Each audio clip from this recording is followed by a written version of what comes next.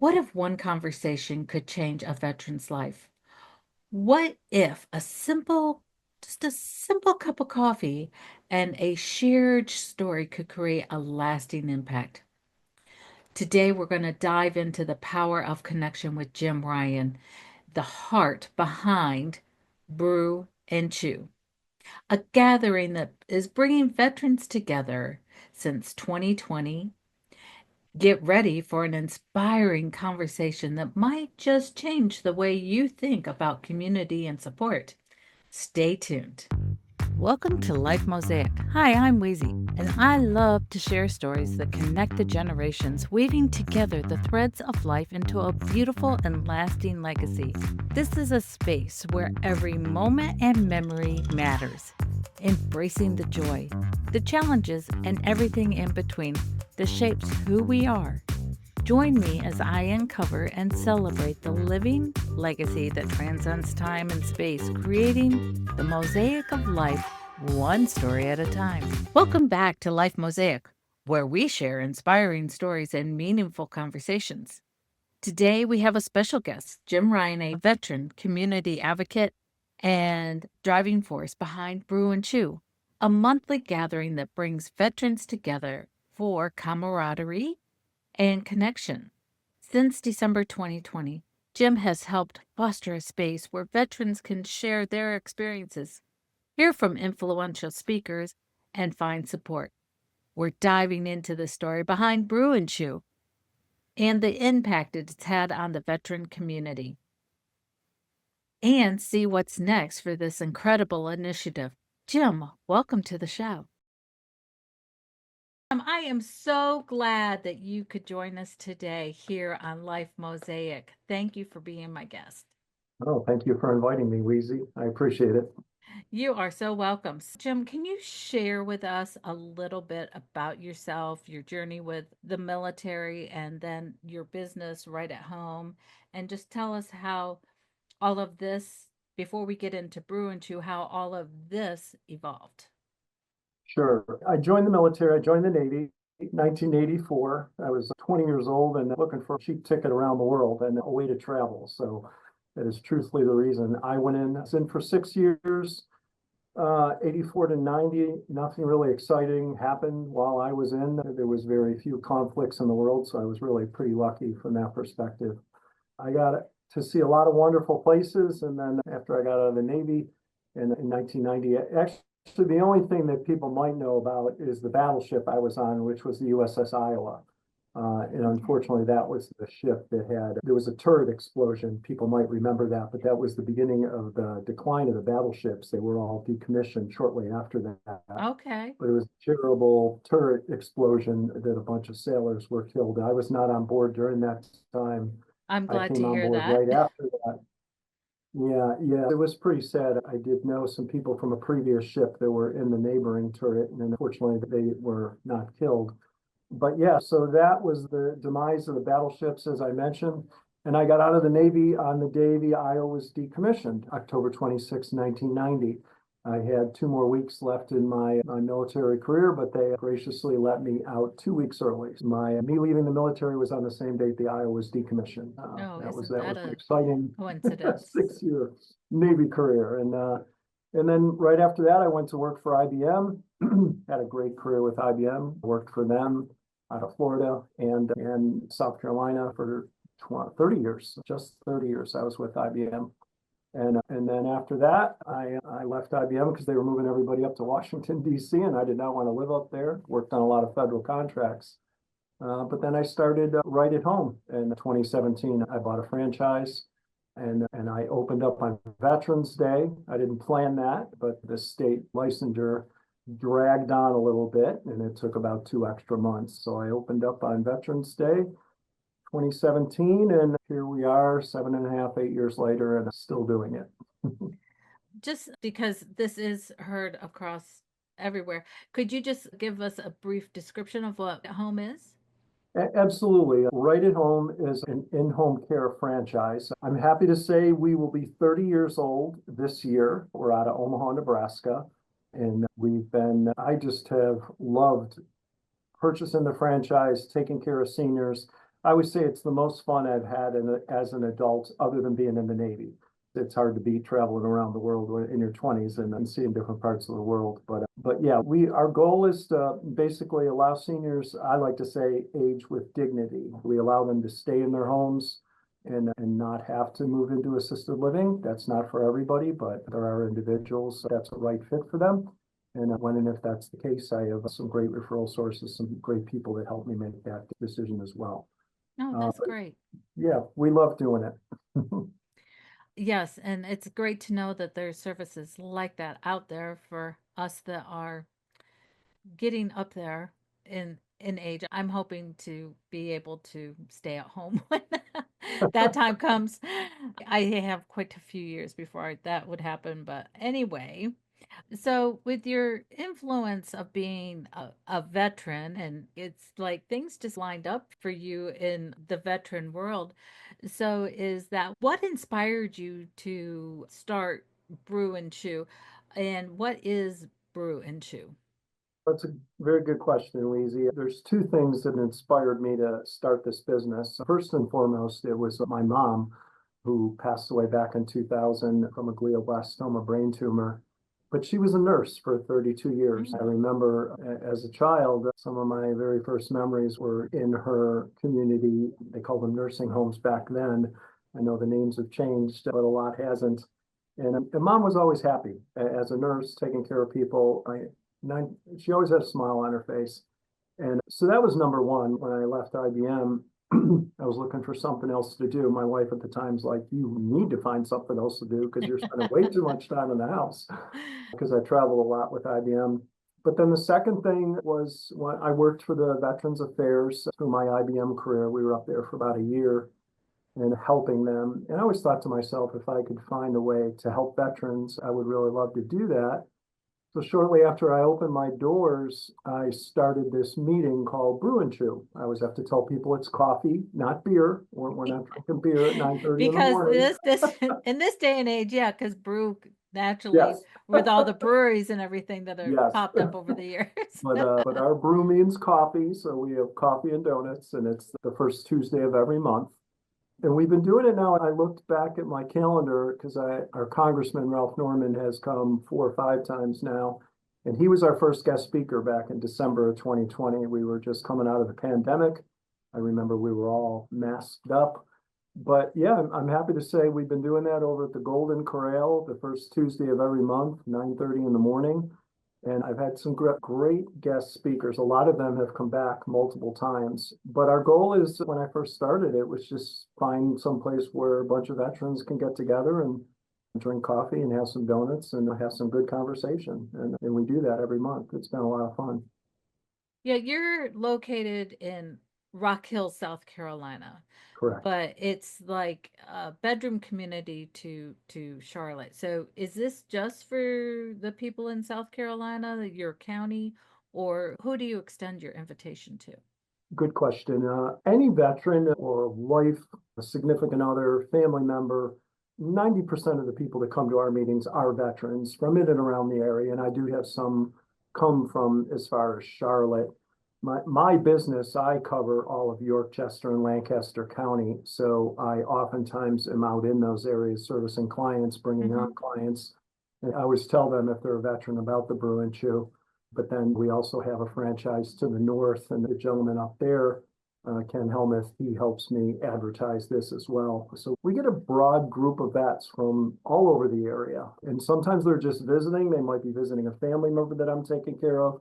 I had a I had an active military young Navy guy. Oh my gosh, he was just coming out of boot camp, and that really made my day just having someone like that. And he was just visiting his grandfather, who we take care of. And the people that come to my meeting, they will tell you I don't want to say I'm more fond of the Navy guys and gals, but I have a place in my heart, and I usually give them a little bit more time to talk. So I gotcha. No, no bias there. right. What was the specific moment when you came up with the idea to start these group meetings? I guess it was a good thing that came out of the pandemic. It was a challenge. I think anybody that's in this business will say that was not a good time for any of us. The challenge Mm-hmm. of getting caregivers. And I just felt so bad for my clients because some of the clients I take care of are in communities and we give them a little bit of extra care. And everything was in lockdown. And I Right. thought to myself, I really would love to do something for the vets. And that's where the idea was hatched. And there was a gentleman, Harvey Mayhem, who's passed away recently. He ran what's called the Quilts of Valor. And they were locked down as well, because what the Quilts of Valor do is they have these volunteers that sew these beautiful quilts and they present them to the vets. So Harvey used to call them a Lifetime Achievement Award. And Harvey presented me one time, but Oh, that all got locked down during the pandemic. So what Harvey and his quilters did is they were doing masks, these beautiful, very military, patriotic masks. mm. So I was looking back at our Yes, pictures. I remember the days when the mask became like a fashion Yeah, accessory. yes, exactly. So we were all donning our military colors and Navy, Marine Corps, everybody had their own. And it was quite interesting. But looking back at those old pictures, it brought back a lot of memories. Yeah. Yeah. So just being with that, that just inspired you that I need to start a gathering and pulling these people together so that we have some place of commonality, a community to talk instead of being isolated. Yes, and it worked out quite well because I'm located, as you mentioned, in Rock Hill on Anderson Road. And just up the road on Anderson, there was a Golden Corral at the time, and I was working with the manager there. And then she told me, she said, we're closing down. We're going to build a brand new Golden Corral. And I was like, oh, really? Where's it going to be? Come to find out, I can see them from my door. We share the same parking lot. So they literally built this brand new Golden Corral. They did it just for you, Jim. I know, right? I'd love to think so. But the other interesting connection there is we are owned by the same parent company too. So Golden Really? Corral and Right at Home are owned by the same company. That's just so amazing. All these little nuggets that line up for you in your life that it's just it's quite amazing. It is. I feel blessed that it's all come together the way it has. I'm just afforded this great opportunity to help people that oftentimes don't have anybody else to help them. Yeah. Since you started Brew and Chew, is there certain moments that really stand out to you? A special story or special people that show up? There's about a half a dozen people that have been there from the very beginning. So yes, the short answer to your question, and it always just brings a smile on my face when I see them there every month, the same group of folks. It also makes me pretty happy too. It seems like every month now we have additional people, new people. But truly, Harvey was one of those individuals that when he passed, and it was at least a year that he was suffering, and he always sat in the same spot. A lot of guys they have their same location, Yeah. same place, but when Harvey stopped showing up, that kind of hit me hard because he was always a great supporter of me and veterans in general. Yeah, that's one of the individuals I miss. And I always look at the seat now where he used to sit. And when I see other people in it, I almost want him to say, please sit somewhere else. But You need to you need to take one of Harvey's quilts and put it on that chair and put reserved. yeah, it's Seat of honor. when he passed, right after when we had the first meeting, since he passed, I literally brought my quilt in and I put it on a table and we did a little commemorative thing for Harvey because once again, a lot of great advocates for our veterans and seniors in the community, but Harvey was definitely one of the best. When you talk about quilts, that's definitely a connection that you and I have that you don't know about in two ways. One, my mother was an avid quilter and she did not Oh, do them great. on machine. She hand stitched quilts Oh, wow. and she was very good at it that she actually ended up quilting several quilts for women who wrote books. Hmm. And she would do the quilts for their books that they would highlight in their books using Wow. their patterns and Hmm. material choices. And so for her funeral, we gathered quilts and different quilting projects that she had done. And Oh, wow. it was in, I finally fondly call it, it's either the middle of nowhere, Pennsylvania, or somewhere in Pennsylvania. But it was the old clapboard church and the pews. And so we draped Wow. those quilts along the back of pews. My gosh, Well, Weezy, that must have been so special. it Hmm, really was. wow. And I'm tearing up a little bit. Hmm, hmm. And then my oldest sister, she lives in Florida. She also quilts. She does machine quilts, but she gets together with a couple other people. Now they don't do them. I don't think they do them for veterans, but they do make quilts for like first responders.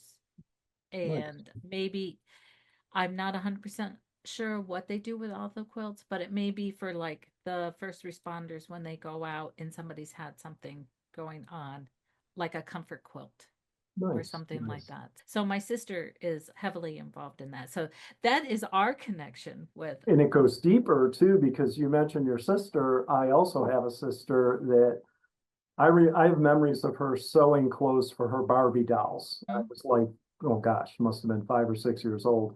And she has become an avid sewer. It's just something she's done. And recently, last year, she gave me a quilt for my birthday. And what she did is she said, send me some of your old concert t-shirts. Oh So yeah, yeah, I've seen she those. turned all those into an amazing quilt that I also love.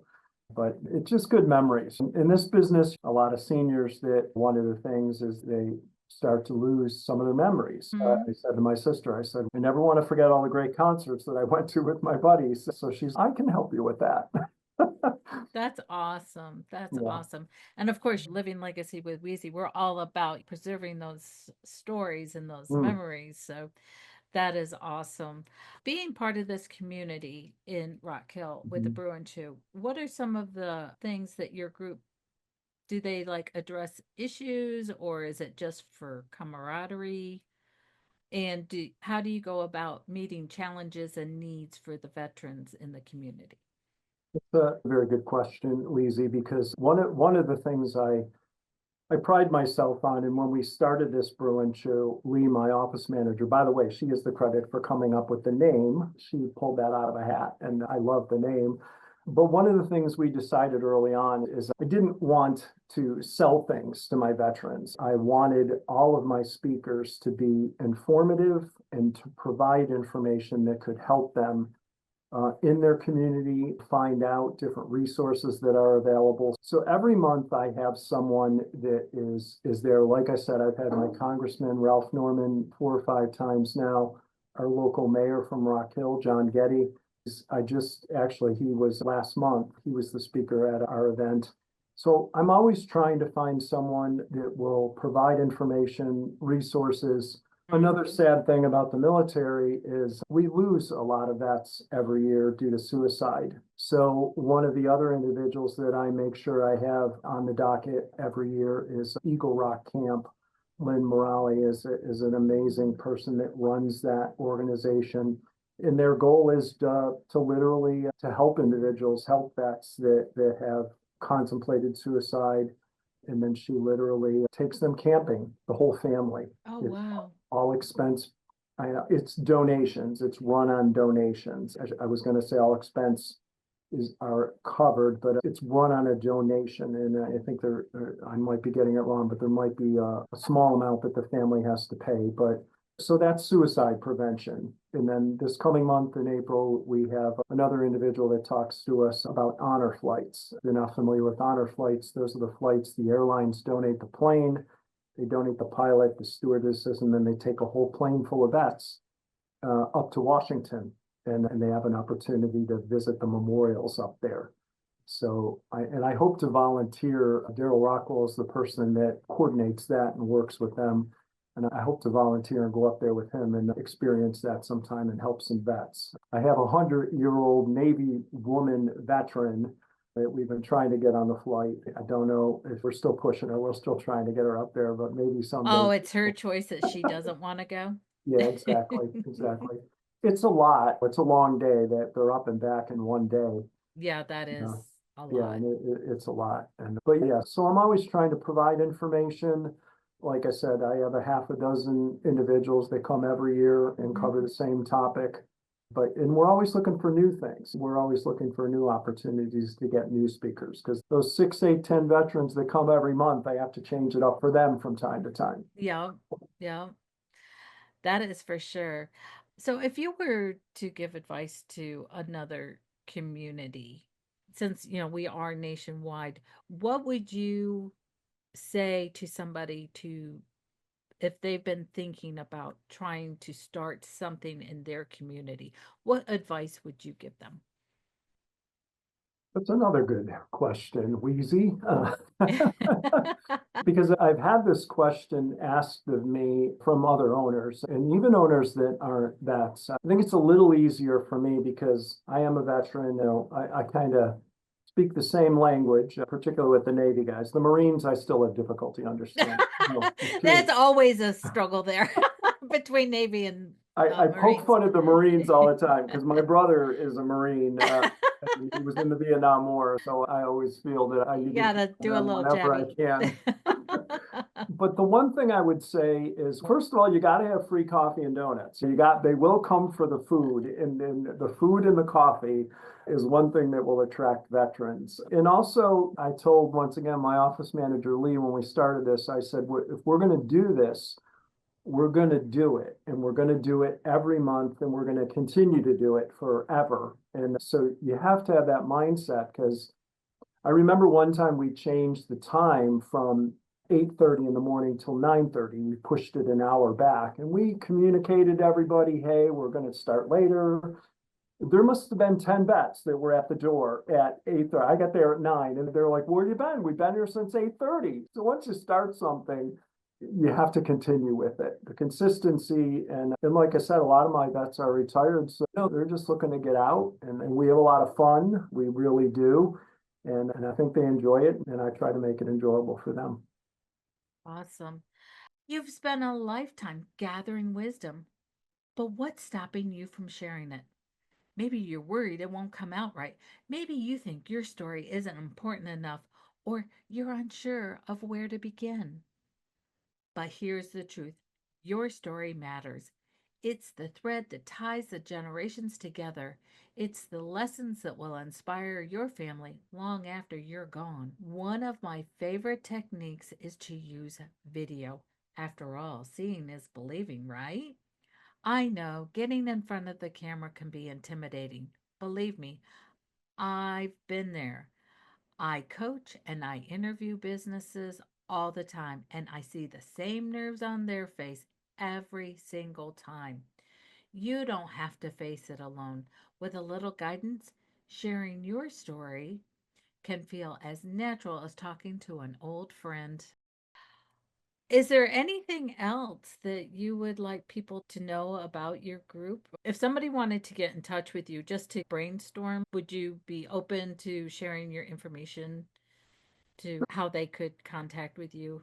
Yeah, I'd love the opportunity to talk to people about it, and particularly the vets. I'm always putting my information out there because we just love to commiserate about our experiences in the military. But yeah, the best way to reach us is info@seniorcare-sc.com. We always answer our phones. So the best if they ever wanted to call and talk to me, it's 803-227-3087. But those are the two ways. And then of course we have everything on our website, and that is also about. And actually, the other thing we post on our website is who's going to be the guest speaker for the next month. So if they ever want to check that out, they can go to our website as well, and that's www.seniorcare-sc.com. Okay, very good. Jim, our time is up for today. I'm so glad that you joined me today, and I'm sure your stories will inspire some others to, if they are veterans, maybe see about seeing if they have groups in their area, or maybe contacting you to see how they could start a group in their area. Or Absolutely. if they're traveling through the Rock Hill area, come to your Brew and Chew. Yeah, yeah, I've had that happen a few times. Literally, we post the information everywhere. And I just wanted to say thank you to you, and I do pass your information on to all my clients because I think what you're doing is absolutely amazing. And Oh, thank you. because I have a lot of memories of my parents, but I don't have any audio recordings from them. And I'm sure I have some VHS tapes somewhere packed away, but I just wish I had some video recordings of my mom and dad because they both passed and I do miss them. And what you do, I think, is awesome. And I don't know, in 20 years, like photos, what a kid's going to do that take pictures on their phones all the time and they lose their phone.